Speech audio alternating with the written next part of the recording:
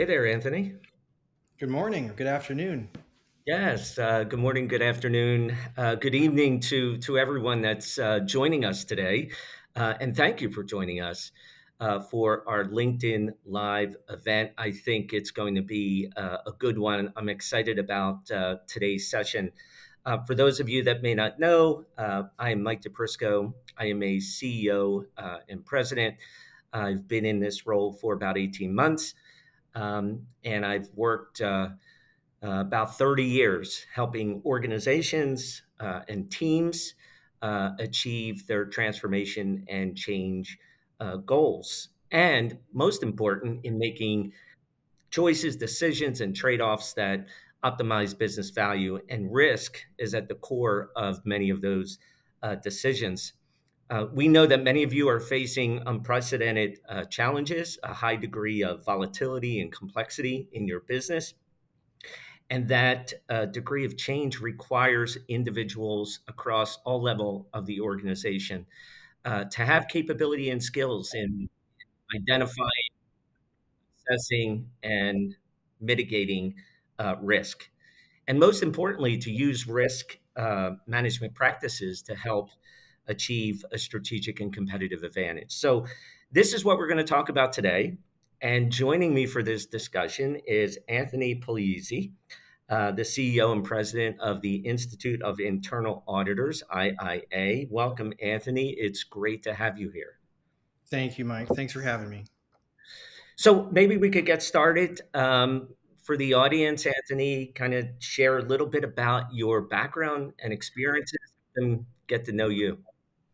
Yeah, I started my career with a degree in accounting and worked for Deloitte for about 8 years, financial statement audit, and primarily in financial services and a few other industries. And spent 21 years of my career as the chief operating officer for the American Institute of CPAs. I was the CEO of the California Society of CPAs, and now I'm here at the IIA for the last 4 years. So I'm calling in from our headquarters here in Florida. That's great. Great. No, I know. I know you did a lot of work with IMA when you were at Cal CPA, and I know our two organizations work very closely on a lot of important matters that impact the profession. Now, I know both of us have the opportunity to travel quite a bit around the world, talking to our members, our volunteers, executives, leaders of organizations to really understand what's top of mind for them and what keeps them up at night, right, as it relates to their businesses. And when I talk to leaders and executives, and I'll ask you to comment on this as well, a number of different issues surface, but in the domain of risk, what I hear a lot about is a need for organizational resilience, better internal controls, mitigation plans for cybersecurity, dealing with accounting errors, all kinds of things. So Anthony, I thought maybe we can start by asking you to kind of give the audience level set for them a little bit about the different categories of risk that businesses may be facing today. And if you could share some examples to make it, practical and real as it relates to those risks within the business context. Sure. I'll to let everyone know where I'm pulling a lot of this data from. We call it our Risk and Focus Report, which is a global study. So we have 117 countries around the world that are a part of the IIA's federation model. And you're right, risk is everything we hear about. And it's interesting, and I have to just start off by saying this. There's risk because it presents challenges to the business, but we also try to remind members and internal auditors around the world and executives that with risk is also opportunity.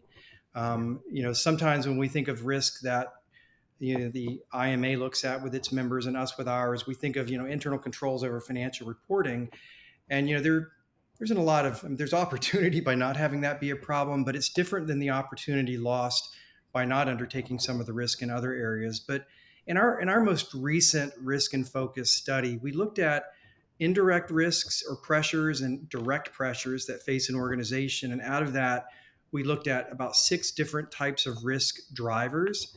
And that's kind of how I think about it. So we have regulations, and I think Mhm. all of us are aware of what's a good word to describe the volume of regulation that's pending around any given topic. We're seeing it around AI, we're seeing it around even cyber. Data privacy and security has been around for a while, but regulation is becoming more and more heated because as we see multinational companies, how do you keep up with that? You have the laws and regulations that form a patchwork around the world.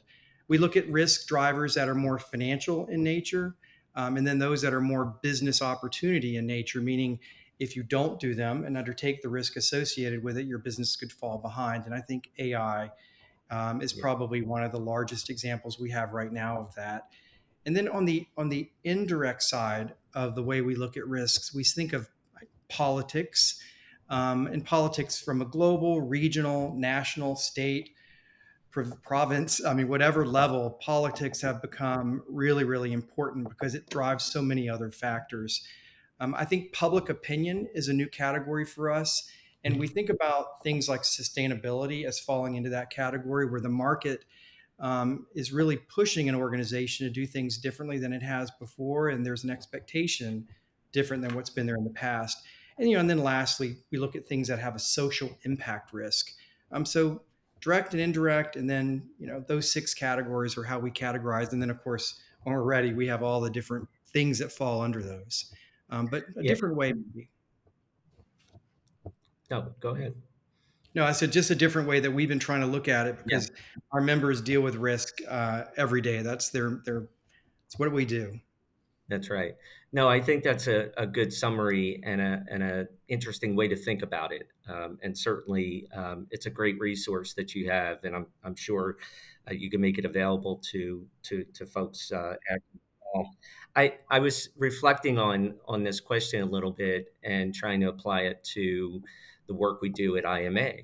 As professional associations, I think we are not immune to risks that most businesses encounter. And I can think of a couple in particular that I think would fall into that legal bucket. For example, IP protection, trademark protection. For those organizations like ours that offer professional certifications, maintaining the integrity of that exam, making sure that individuals aren't cheating, right? Those or exam items are not getting into the wrong hands, right? These are real life situations that organizations like professional associations have to think about and plan for ahead of time.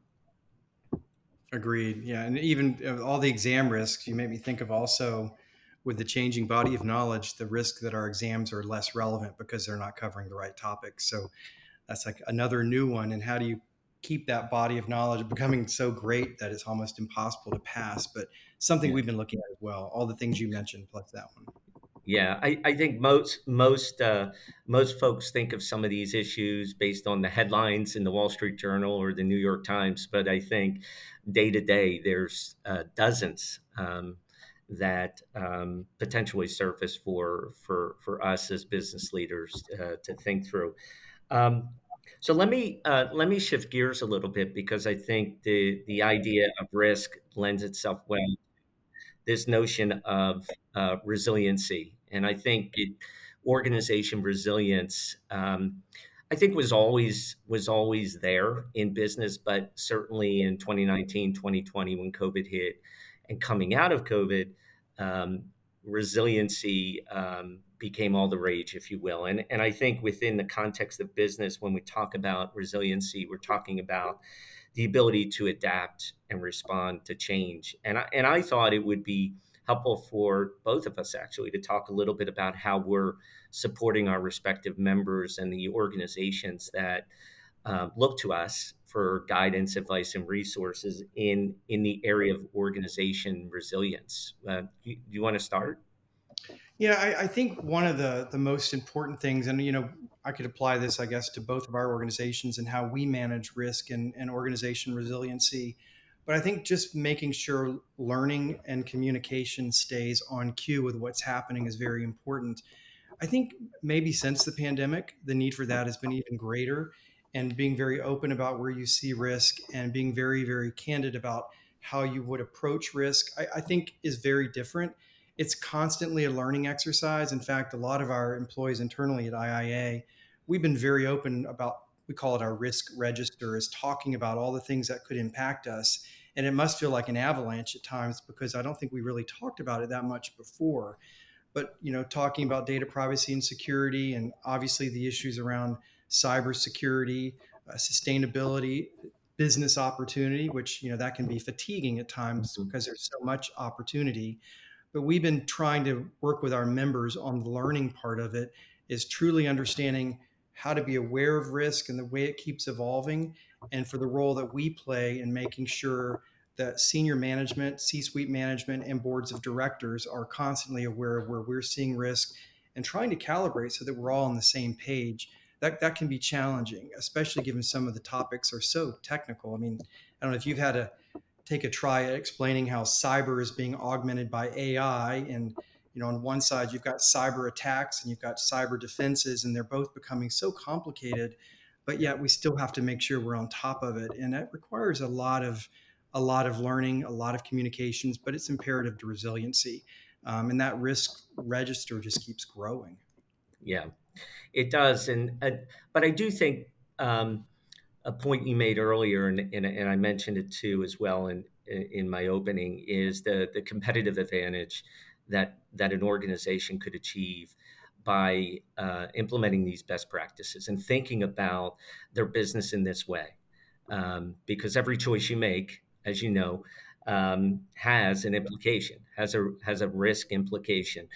The art and science of risk management, right? It's an art and a science. So interesting stuff. I think about how we talk about it at IMA. Certainly, it's a common conversation within the boardroom, within our senior leadership team, within our strategic planning committee that our board oversees.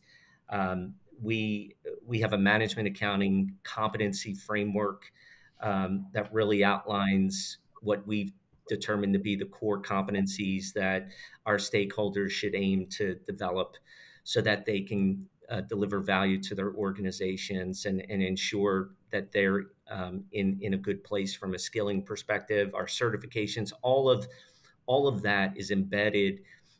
All of the enterprise risk management pieces, change management is embedded. Agile practices is embedded in those resources so that we try to ensure there's a holistic approach to the learning resources and materials. The other thing I wanted to call out, because we're both connected to COSO, for those that might not know, COSO is the Committee of Sponsoring Organizations of the Treadway Commission. I know that's a mouthful. It's been around for almost 40 years. Actually, next year will be its 40th year. IMA and IIA are founding sponsor organizations, and COSO is a thought leader in topics of internal control and risk management, governance, and fraud deterrence. So they have a great publication, the ERM framework, that was revised as recently as 2017, I think. And it's a great resource for individuals that are looking to build in that capability in their organization. So, all right, so let's keep going. And I do want to talk about the topic of business partnership, strategic business partners. Because we talk a lot at IMA about the importance of our stakeholders to be strategic business partners. And I'm curious about how the internal audit function is thinking about this. So about partnerships in general. And Yeah, about how the function of internal audit, works hand in hand with the business, so that those individuals are perceived as true business partners. yeah, and I think, like the accounting profession, the internal audit profession has been undergoing this change in the importance of, I call them human intelligence skills. I hate the term soft skills, but that still seems to be what's in the market right now. But And it's really true as we see so much technology change that the value add that, I think the accounting profession has been out there saying this for quite a while, management accountants in particular, but we have to move up that ladder of skills so that we are seen as having the communication skills and all the other soft skills that are important to communicating such complex ideas to management and members of the board. But we have also been trying to really look at whether we could, as a profession, change some of the stereotypes around what people think of internal auditors.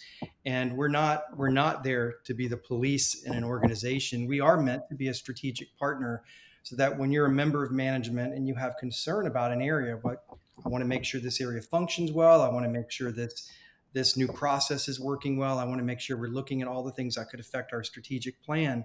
That business units turn to internal audit as a strategic partner in everything they do, and it really works well with our model. We call it our three lines model. And that's kind of like the three lines that are in place to make sure controls are working the way they should. First line is management, senior management, where typically your members would fall, Mike. And then we Yeah, have the compliance functions, the second line functions, risk, compliance, all that would fall. And then we have internal audit. So working hand in glove with where the first and second line is seeing risk and making sure that matches what we're seeing. The only way that works well is if we're seen as a strategic partner to the business owners around an organization. And of course, there's the board of directors, including its audit committee. Very important. So we have been working hard. Fortunately for us, I think that's happening in the market anyway. But we want to mhm, make sure that as people think of internal audit, it is a strategic partnership, and not the police that are in an organization, which yeah. is something that came out of some recent research we did. Yeah. The police, or in the case, sometimes we hear the department that says no, the department of no, right? You can't do that. You can't do that. And I think, those, there's some, there's some perception there, obviously, that we have to overcome. But I do think strategic business partnership, has gained, that concept has gained much more traction for the reasons you said. Emerging technology has really automated a lot of tasks that are no longer needed to be carried out by individuals. So that does free up our respective stakeholders to do some pretty exciting stuff. And I think the work that we do in accounting, finance, internal audit really sits at the hub of the organization. It's the to me the heartbeat of the organization in terms of thinking about new business models, new revenue streams, the risks associated with making those decisions, what controls need to be in place to ensure that we're carrying out our fiduciary responsibility to not only our employees but our stakeholders and our customers and so forth. All of that really sits with accounting, finance, internal audit, and it's a critical capability within organizations. Emerging technology is going to change, the role, but I think it's just going to make the role even more important because of some of the human elements that are impacted by the way business gets done today. Um, Absolutely. And changing technology, we call it, because it sounds, I think, a little bit more encompassing. We call it digital disruption because that's what it's yep. becoming. Because it's the technology, but also the change the technology brings. And we were noticing in our risk surveys that last year it was the fifth most prevalent risk. This year it's the fourth, and by 3 years from now we'll see it as either one or two. Oh, So yeah. it's moving up the ladder pretty quickly, and reminding members, whether they're your members, our members here, that that risk is warranted, right? Because of the opportunity it Mhm. brings to an organization and the change in its business model. But we are seeing that become far more prevalent than some of the more traditional areas. Yeah. Yeah, absolutely. Well, keeping along the lines of opportunity, innovation, obviously, in today's business environment, is a critical capability for any organization, and many organizations are racing to be first to market with whatever it is that they're looking to develop in terms of new products, new partnerships, new revenue streams, and so forth. And that speed to market concept inevitably raises potential risks for organizations. And what are some of the issues that you think organization leaders need to think about when it comes to balancing innovation and risk from where you sit?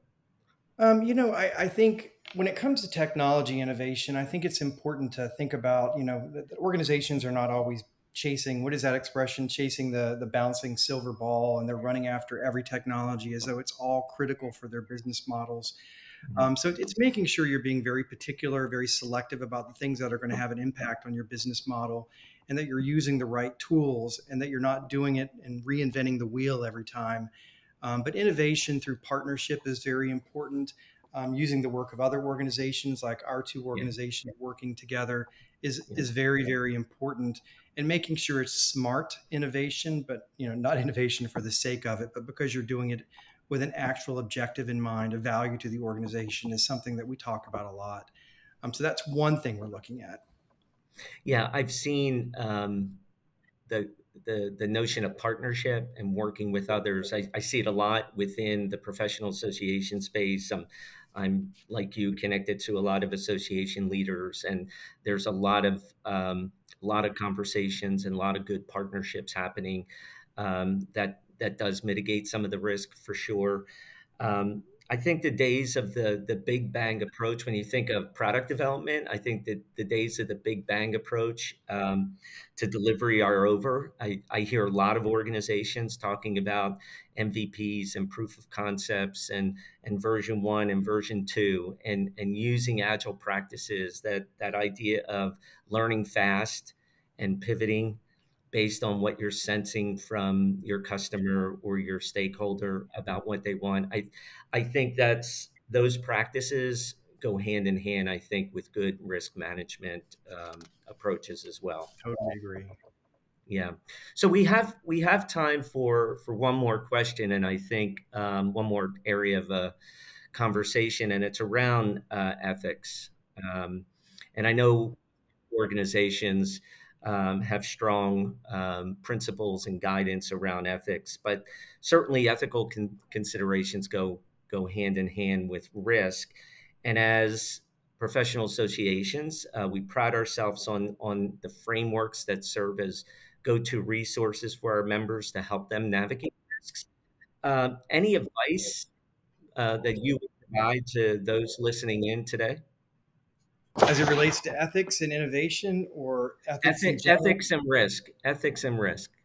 Yeah, ethics and risk. I mean, I think the use of a lot of technologies today is bringing that into question. I think about the constant discussion people are having around generative AI, and Yeah. its ethical use probably comes to mind the quickest. And a lot of what we hear about is using AI and then taking credit for the work, but not actually indicating you've used artificial intelligence in the conduct of any work that's being done, not just internal audit, internal, external, management, accounting, across a broad array of professions. And even now, I've noticed on social media, you're supposed to tag something if you've used AI to create it, although that's not Okay. always, I think, being done by Right. people when you post online. Like, this picture of me is really great because I used AI, is probably not something you're seeing.